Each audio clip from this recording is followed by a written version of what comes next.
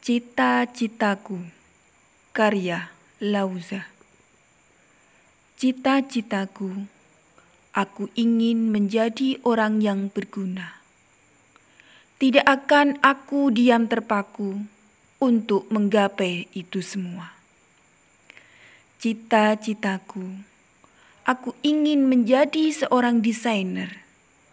Untuk mencapai semua itu, aku akan giat berdoa dan belajar. Assalamualaikum warahmatullahi wabarakatuh.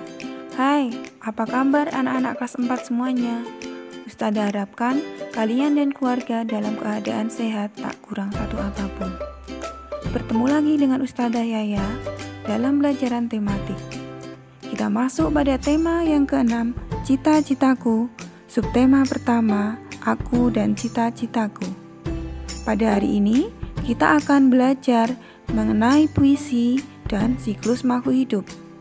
Setelah menyimak video berikut, Ustazah harapkan kalian akan mampu menggali isi dan amanat puisi, serta mampu membuat skema siklus makhluk hidup dengan benar. Yuk, kita belajar bersama. Di awal video ini, kalian sudah menyimak Ustazah membacakan sebuah puisi. Apakah itu puisi? Kalian ada yang tahu? Iya, benar. Puisi adalah sebuah karya sastra dalam bentuk lisan yang menggunakan kata konotasi atau kiasan dalam setiap baitnya agar terdengar indah. Puisi dibagi menjadi dua, yaitu puisi baru dan puisi lama. Puisi baru memiliki ciri-ciri. Yang pertama, memiliki bait. Kedua, dalam satu bait ada beberapa baris. Yang ketiga, bahasanya bebas. Yang keempat, diketahui nama pengarangnya.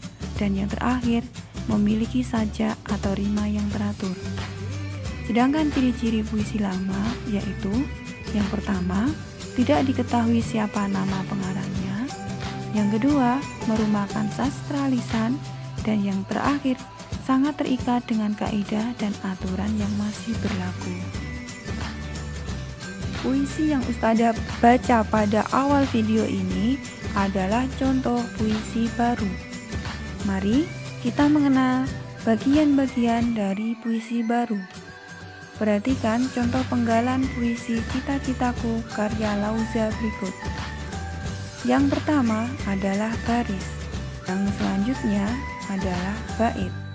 Bait merupakan kumpulan dari beberapa baris. Dalam sebuah puisi terdapat beberapa bait. Pada contoh berikut, puisi tersebut terdiri dari 2 bait.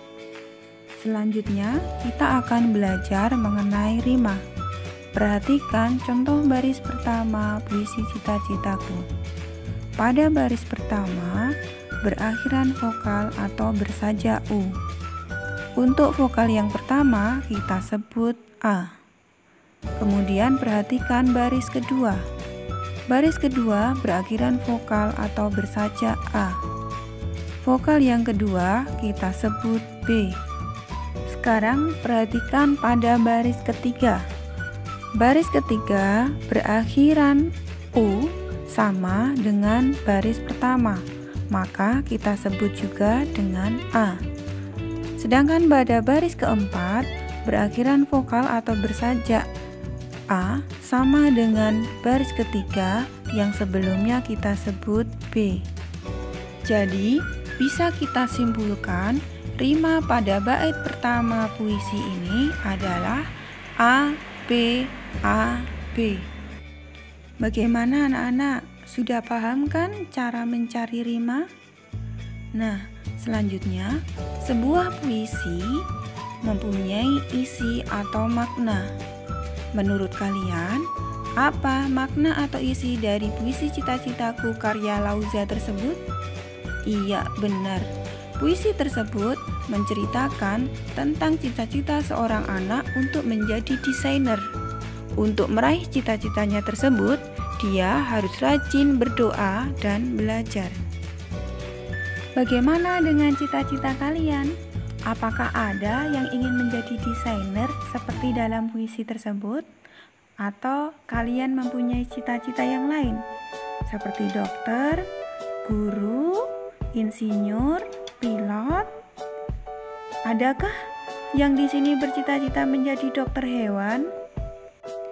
Seorang dokter hewan yang baik, dia harus mengetahui tentang daur hidup atau siklus hidup hewan. Siklus hidup atau daur hidup adalah pertumbuhan hewan atau makhluk hidup lain dari lahir sampai dewasa dan berkembang biak untuk mempertahankan kelangsungan hidupnya. Hewan mengalami tahapan pertumbuhan dan perkembangan yang berbeda-beda. Ada jenis hewan yang mengalami perubahan bentuk di setiap tahap hidupnya, namun ada pula hewan yang tidak mengalami. Ayam adalah contoh hewan yang tidak mengalami metamorfosis. Pertumbuhan hewan dimulai dari telur, kemudian menetas menjadi anak ayam, dan menjadi ayam dewasa yang siap bertelur kembali. Bentuk tubuh anak ayam dan ayam dewasa sama, tidak berubah, sehingga ayam tidak mengalami metamorfosis. Contoh hewan yang mengalami metamorfosis atau perubahan bentuk adalah kupu-kupu dan belalang. Perhatikan siklus hidup kupu-kupu berikut. Pertama, kupu-kupu yang siap bertelur mencari tanaman yang cocok untuk meletakkan telurnya. Kemudian, telur-telur itu diletakkan di atas daun. Telur menetas mengeluarkan larva atau ulat.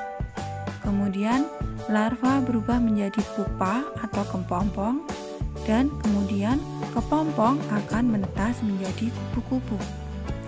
Di sini dapat dilihat adanya perubahan bentuk dari ulat menjadi kupu-kupu atau hewan yang mempunyai sayap dan bisa terbang, sehingga bisa disimpulkan bahwa kupu-kupu mengalami perubahan bentuk atau metamorfosis. Sekarang kita perhatikan siklus hidup belalang. Pada belalang, setelah telur menetas, anak belalang atau yang disebut nimfa awalnya tidak memiliki sayap. Seiring pertumbuhannya menjadi hewan dewasa, nimfa tersebut menjadi hewan bersayap. Di sini dapat dikatakan bahwa belalang mengalami perubahan bentuk tubuh dari hewan tidak bersayap menjadi hewan bersayap atau mengalami metamorfosis. Walaupun sama-sama mengalami perubahan bentuk, terdapat perbedaan fase dalam siklus kehidupan belalang dan kupu-kupu. Dalam siklus kehidupan kupu-kupu, terdapat perubahan bentuk yang sangat jelas yang ditandai adanya fase pupa atau kepompong, sehingga perubahan bentuk pada kupu-kupu disebut dengan metamorfosis sempurna. Sedangkan perubahan bentuk pada belalang terjadi tidak kentara atau tersamar, yaitu pada kecoa muda belum tumbuh sayap, sedangkan pada kecoa dewasa sudah tumbuh sayap. Fase ini tidak mengalami fase pupa, sehingga perubahan bentuk pada hewan belalang disebut dengan metamorfosis tidak sempurna. Nah, anak-anak, bagaimana pelajaran hari ini? Menarik bukan? Pesan Ustadzah, tetap semangat belajar mencari ilmu dimanapun kalian berada untuk mencapai cita-cita kalian. Janji Allah di surat Al-Mujadilah ayat 11 bahwa Allah akan meninggikan derajat orang-orang yang diberi ilmu pengetahuan beberapa derajat. Nah, salah satu cara meninggikan derajat tersebut adalah dengan tercapainya cita-cita kita di kemudian hari nanti. Cukup sekian dari Ustadzah. Sampai bertemu pada kesempatan selanjutnya. Assalamualaikum warahmatullahi wabarakatuh.